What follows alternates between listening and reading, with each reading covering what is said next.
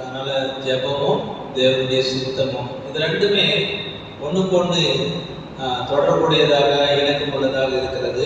இதை பிரிக்க முடியாது. பிரித்தால் நம்முடைய ஜெபத்துக்கு பதில் கிடைக்காது.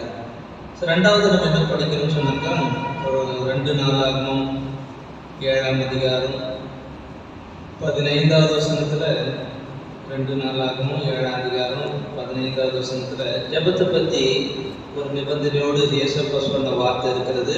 அதையும் சேர்ந்து வாசிக்கலாம். 2 நாளாகமும் 7ஆம் அதிகாரம் 15வது வசனம். இந்த ஸ்தலத்திலே செய்யப்படும் ஜெபத்திற்கு என் கண்கள் திறந்தவைகளும் என் செவிகள் கவனிக்கிறவர்களுமாய் இருக்கும்.